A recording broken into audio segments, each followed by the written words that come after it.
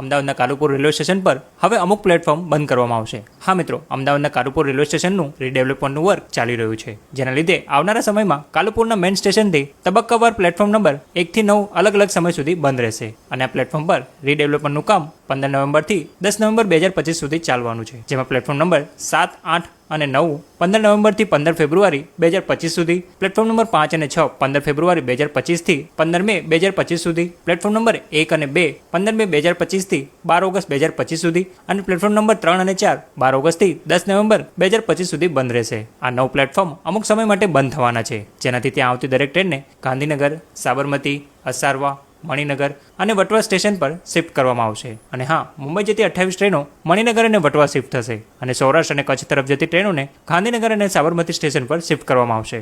જી હા મિત્રો, આ અગત્યની માહિતીને સેવ કરી લો અને આ રીલને તમારા ફ્રેન્ડ્સ અને ફેમિલી સાથે શેર પણ કરી દો. બાકી આવા જ વધુ વિડીયો માટે અમારા પેજને ફોલો કરવાનું ભૂલતા નહીં.